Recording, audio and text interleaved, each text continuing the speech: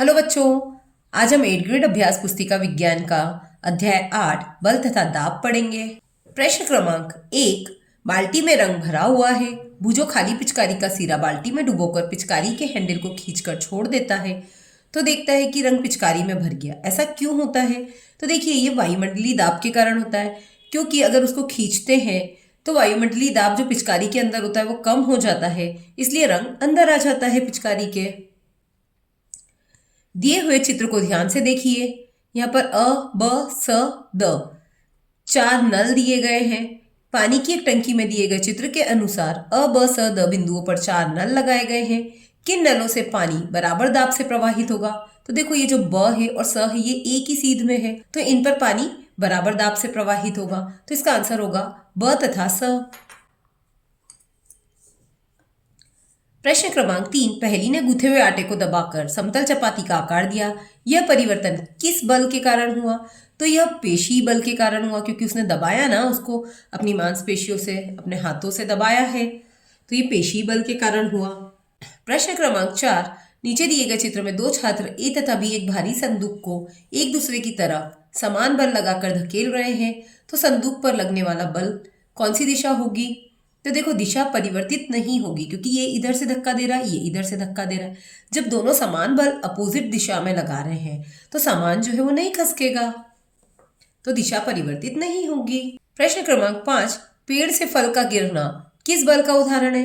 तो कोई भी चीज ऊपर से जो नीचे की तरफ आती है, पृथ्वी उसे अपनी तरफ खींचती है, तो उसे हम कहते हैं गुरुत्वाकर्षण बल। तो ये गुरुत्वाकर्षण बल के कारण होगा। प्रश्न क्रमांक 2। नीचे दिए गए शब्दों का चयन कर रिक्त स्थानों की पूर्ति कीजिए। तो यहाँ शब्द दिए हैं असंपर्क, पेशी बल, परिमाण, प्रतिकर्षित, वायुमंडलीय और संपर्क। पहला क्वेश्चन, किसी बल की शक्ति को आमतौर पर उसके डैश द्वारा व्यक्त किया जाता है। तो देखिए, किसी भी बल की शक्ति को उसके परिमाण द्वारा व्यक्त किया जाता है। वायु द्वारा लगाए गए दाब को वायुमंडलीय दाब कहते हैं। स्थिर वैद्युत बल असंपर्क बल का उदाहरण है, क्योंकि इसमें जरूरी नहीं है कि दोनों चीजें संपर्क में आए, बिना संपर्क में आए भी आकर्षण या प्रतिकर्षण हो सकता है। मांसपेशियों की क्रिया स्वरूप लगने वाले बल को पेशीय बल कहते हैं। 2 चुंबकों के समान ध्रुव एक दूसरे को क्या करते हैं? तो प्रतिकर्षित करते हैं। प्रश्न क्रमांक 3। ऐसे 2 उदाहरण दीजिए जिनमें लगाए गए बल द्वारा वस्तु की आकृति में परिवर्तन हो जाए। तो आप इसमें कोई से भी उदाहरण दे सकते हैं, जैसे रबर को खींचना, या नींबू में से रस निकालना, या बॉटल को दबाना या पिचकाना, या आटे से रोटी का बेलना। तो ऐसे आप कोई से भी उदाहरण इसमें दे सकते हैं। प्रश्न क्रमांक 4। किसी पृष्ठ पर लगने वाले दाब को परिभाषित कीजिए एवं सूत्र लिखिए। तो देखिए, किसी पृष्ठ के प्रति एकांक क्षेत्रफल पर लगने वाले बल को दाब कहते हैं, और इसका सूत्र होता है दाब बराबर बल बटा क्षेत्रफल, मतलब P बराबर F बटा A, जहां P क्या है? दाब है, F क्या है? बल है, और A क्या है? क्षेत्रफल है। प्रश्न क्रमांक 5। पहली ने देखा उसकी माँ अनाज को छान रही थी। अनाज के छोटे कण नीचे गिर रहे थे। कणों का नीचे की ओर गिरना किस बल का उदाहरण है? इस बल का एक अन्य उदाहरण भी लिखिए। तो देखिए, कोई भी चीज अगर नीचे की ओर गिरती है तो वो गुरुत्वाकर्षण बल के कारण गिरती है, तो कणों का नीचे की ओर गिरना गुरुत्वाकर्षण बल का उदाहरण है। और इसके अन्य उदाहरण क्या है? पेड़ पर से फल का गिरना, या आप कुछ और भी लिख सकते हैं, जैसे हवा में उछाली हुई गेंद का गिरना, या फिर उड़ती हुई पतंग का जब कट जाती है तब नीचे आके गिरना। प्रश्न क्रमांक 6। कोई लड़की किसी संदूक को पूर्व दिशा की ओर धकेल रही है। उसकी सहेली संदूक को किस दिशा में धकेले कि उस संदूक की गति बढ़ जाए? तो देखो, वो पूर्व दिशा में धकेल रही है, तो अगर उसकी सहेली उसकी संदूक की गति को बढ़ाना चाहती तो उसे भी पूर्व दिशा में ही धकेलना पड़ेगा, क्योंकि अगर समान दिशा में बल लगेगा तो वो जुड़ जाएगा, और अगर विपरीत दिशा में होगा तब तो बिल्कुल भी संदूक खसकेगा ही नहीं। तो पूर्व दिशा में धकेलना चाहिए, क्योंकि समान दिशा में बल लगाने से गति बढ़ जाएगी। प्रश्न क्रमांक 7। पहेली ने प्लास्टिक की गेंद को फर्श पर तेजी से लुढ़काया। उसने देखा कुछ देर बाद गेंद की गति धीरे धीरे धीमी हो गई और अंत में रुक गई। यह प्रक्रिया किस बल के कारण हुई? तो देखिए, यह प्रक्रिया घर्षण बल के कारण हुई, क्योंकि गेंद और फर्श की सतह के बीच घर्षण बल कार्य करने लगा। यह बल गति की विपरीत दिशा में लगता है, जिसके कारण गेंद की गति धीरे धीरे धीमी हुई और फिर रुक गई। इसमें लगने वाले गेंद के रुकने में बल की दिशा क्या होगी? तो देखिए, गति की विपरीत दिशा होगी। जो बल की दिशा होगी वो गति की विपरीत दिशा होगी। अगर गेंद नीचे जा रही है तो बल ऊपर की तरफ लगेगा, क्योंकि घर्षण बल हमेशा गति की विपरीत दिशा में कार्य करता है। प्रश्न क्रमांक 8। पहली ट्रेन से यात्रा के लिए माता पिता के साथ रेलवे स्टेशन गई। वहां कूली ने उनका सारा सामान सिर पर रख लिया। पहली ने देखा कि कूली ने भारी बोझ उठाते समय अपने सिर पर कपड़े को गोल लपेट कर रख लिया। कूली ने ऐसा क्यों किया होगा? तो देखो, कूली द्वारा अपने सिर पर कपड़े को गोल लपेट कर रखने का मुख्य कारण सिर पर लगने वाले दबाव को कम करना था, जिससे कि उसके सिर पर जो संदूक को रखने से दबाव पड़ता वो कम पड़ेगा। प्रश्न क्रमांक 9। चित्र में दर्शाए अनुसार समान भार की दो छड़ें ए तथा बी, जिनकी मोटाई अलग अलग है, इन छड़ों को रेत की सतह पर ऊर्ध्वाधर रखा गया। इनमें से कौन सी छड़ रेत में अधिक धंसेगी और क्यों? तो देखो, अगर समान भार की ये दोनों छड़ें, तो जिसका क्षेत्रफल कम होगा उस पर दबाव ज्यादा पड़ेगा, क्योंकि भार तो दोनों का समान है ना। इसका क्षेत्रफल ज्यादा है तो इस पर प्रेशर ऊपर से कम पड़ेगा, और इसका क्षेत्रफल कम है उस पर ऊपर से दबाव ज्यादा पड़ेगा। इसलिए छड़ बी रेत में अधिक धंसेगी। इसका कारण है क्योंकि दाब जो होता है वो बल बटे क्षेत्रफल होता है। तो क्योंकि दोनों छड़ों का भार समान है, इसलिए जिस छड़ का क्षेत्रफल कम होगा उस पर दबाव अधिक पड़ेगा। प्रश्न क्रमांक 10। बल लगाने पर किसी वस्तु में क्या क्या परिवर्तन होते हैं? तो देखिए, बल लगाने पर किसी वस्तु की गति, दिशा या आकार या आकृति में परिवर्तन होता है। जैसे कि वस्तु की गति की अवस्था में परिवर्तन, तो बल किसी स्थिर वस्तु को गतिशील कर सकता है या गतिशील वस्तु की दिशा बदल सकता है। ऐसे ही वस्तु के आकार या आकृति में परिवर्तन, तो बल लगाने से वस्तु का आकार या आकृति बदल सकती है। जैसे किसी स्प्रिंग को खींचना या दबाना, उससे उसकी आकार या आकृति बदल जाती है।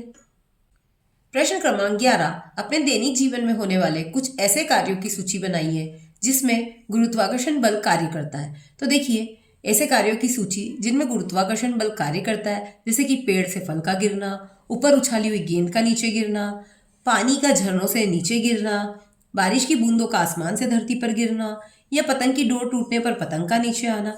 ऐसे आप अन्य उदाहरण भी बहुत सारे लिख सकते हैं। प्रश्न क्रमांक 12। निम्न स्थितियों में बल लगाने वाले कारक तथा जिस वस्तु पर बल लग रहा है उसको पहचानिए, और प्रत्येक स्थिति में जिस रूप में बल का प्रभाव दिखाई दे रहा है उसे भी लिखिए। तो देखिए, रस निकालने के लिए नींबू के टुकड़ों को उंगलियों से दबाना। अगर हम रस निकालने के लिए नींबू के टुकड़ों को दबा रहे हैं, मतलब बल काय का लग रहा है? हाथ की उंगलियों का। और किस वस्तु पर बल लग रहा है? तो नींबू पर लग रहा है, और उसका प्रभाव क्या पड़ रहा है? तो रस निकल जाएगा नींबू का।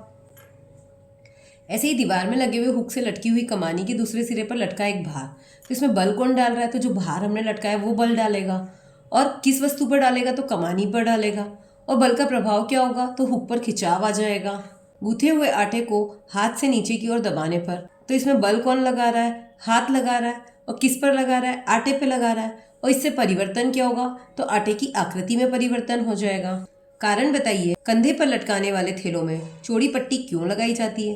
तो देखिए, कंधे पर लटकाने वाले थैलों में चौड़ी पट्टी इसलिए लगाई जाती है क्योंकि चौड़ी पट्टी का क्षेत्रफल अधिक होता है। इससे थैले का भार बड़े क्षेत्रफल पर वितरित हो जाता है, जिससे कंधे पर लगने वाला दाब कम हो जाता है और थैला उठाना आसान हो जाता है।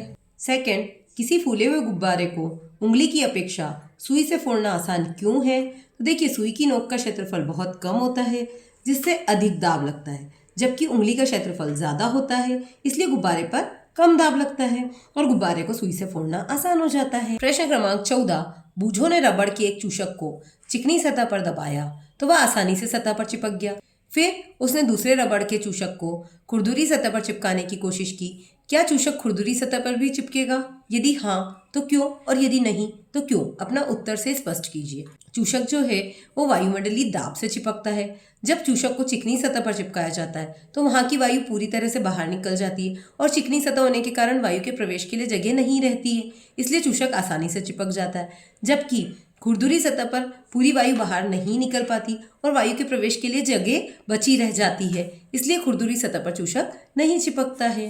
प्रश्न क्रमांक 15। असंपर्क बल किसे कहते हैं? स्थिर वैद्युत बल तथा गुरुत्वाकर्षण बल को उदाहरण द्वारा समझाइए। असंपर्क बल वह बल होता है जो बिना किसी प्रत्यक्ष संपर्क के वस्तुओं पर कार्य करता है, और स्थिर वैद्युत बल जब किसी चार्ज की गई वस्तु के पास दूसरी वस्तु आती है तो उन पर एक बल कार्य करता है, या तो आकर्षण का या प्रतिकर्षण का। इसको हम स्थिर वैद्युत बल कहते हैं।